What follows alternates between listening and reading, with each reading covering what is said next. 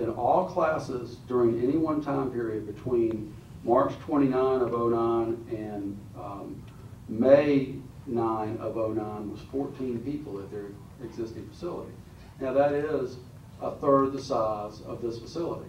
So, but you can do the math. It's not like it's going to have a huge impact.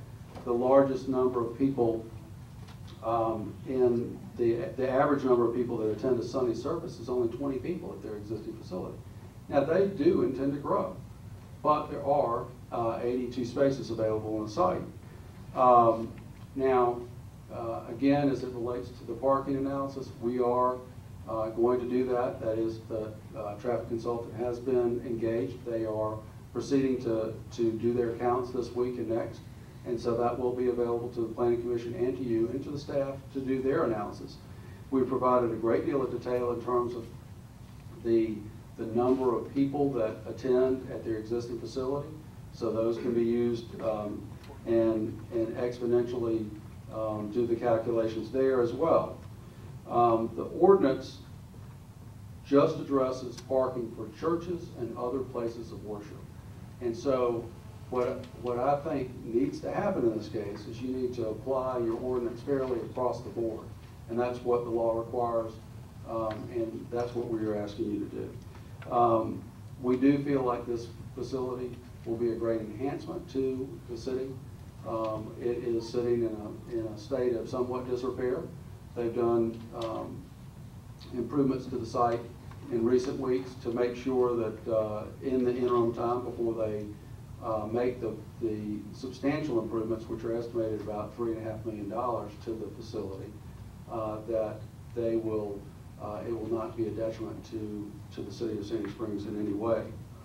I'll be glad to answer any questions you all have. I don't want to belabor this tonight. I do think the staff has requested additional information. Planning Commission has requested additional information. Therefore, we would like the opportunity to provide that to you. We do feel like that the use is proper. It's on Roswell Road at a significant intersection. You know, I understand the issues as they relate to traffic and as they relate to the condominium association across the street.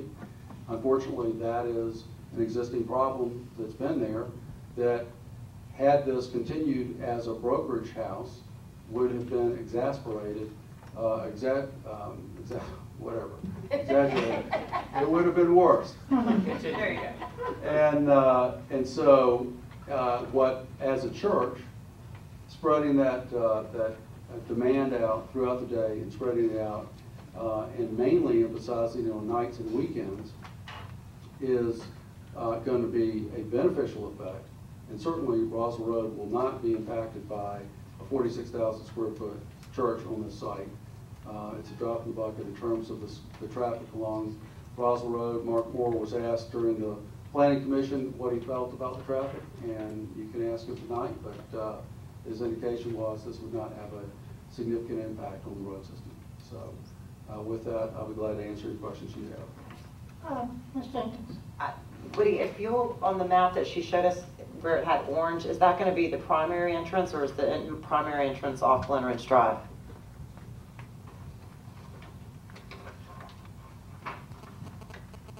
The orange would certainly be the ceremonial main entrance. I don't know that that would, as a practical matter, unless you're going northbound on Roswell Road, or unless traffic is not bad, then that would probably not be the best way to enter the site. Right.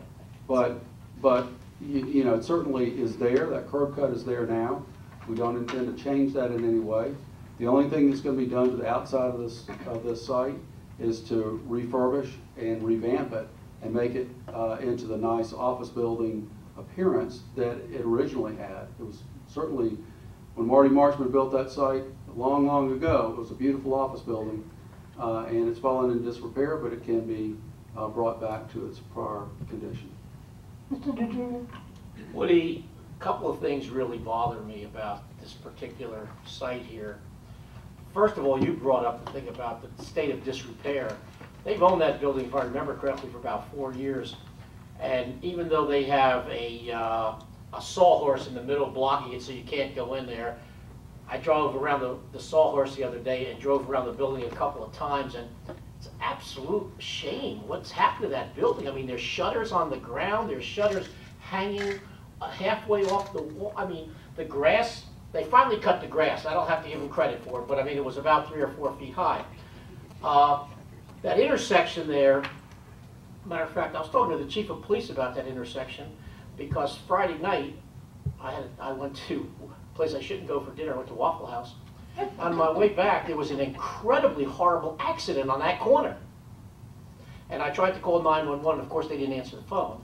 But it was an incredible, that's how I remembered so well when it was. But you're doing a traffic study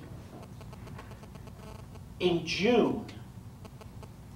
I mean, you sure you don't want to do this in the middle of the night? I mean, you don't have any time during the year in Atlanta or the Atlanta general area, Sandy Springs, the whole area here, where you have less traffic than you have the next 2 weeks in June.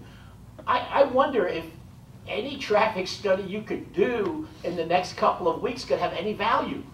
Because, I mean, with all the schools out, with all the people on vacation, with people getting ready for 4th of July weekend, how can you justify doing a traffic study the last 2 weeks in June? Because we're not doing a traffic study. We're doing a parking analysis. Well, a parking analysis, but the thing about it is, even my church, I go to Peachtree Presbyterian, and we used to have to park at office buildings. Even my church, I can park at the last 2 weeks in June and the first week in July, because so many people are gone. And I'm just wondering, how is it going to have any relevance, a traffic study, a parking study, whatever study that's done that reflects where people are and what they're doing when you're talking about this time of the year? Now, if you told me you did this the last 2 weeks in September, I'd say that's great. Well, because that's when the people are here and the people go to church and the people are traveling on the roads. But I just don't see what relevance a study is going to be done in the last 2 weeks of June. Well, the couple of things. First of all, they keep very detailed records in terms of the number of people that come to the facility, the existing facility here, as well as other facilities in other parts of the country. So the parking consultant can look at that information. For example, we provided the information from the dates of March through May already in terms of the attendance figures. That can be factored into the staff's analysis. We can provide additional information as well. And so you can see if there is a substantial difference, you can see it. And so they can take that and factor that into the equation. As it relates to your issue on the disrepair, that was prior to the fact that the staff brought it to our attention through a notice of violation, and the shutters have been taken off the building. The reason why they didn't do anything at that point in time is they hadn't got their plans approved, and therefore they didn't want to spend the money on taking down the shutters and putting up new shutters for a facility that's going to be that is part of a capital campaign that they're going to raise money for, or they have raised money for, and they're going to do all at one time, as opposed to replacing a few shutters here and a few shutters there. I agree with you in terms of the appearance. That has changed. They've addressed those issues and have engaged a landscape service to take care of the ongoing maintenance of the facility. But the concept at the time was not to spend money on that site until they were prepared to do the entire improvement. That is, they've amended that and are now maintaining the facility, and will go forward on that basis. But in terms of the parking analysis, they're going to take data, but that data also includes data of what the attendance figures have been over the course of the last so many months. I'm not sure what they will, whether it's the last 2 or 3 months, the last 6 months, I don't know. But we can provide that information if that's something the staff wants to see as well. Any other questions?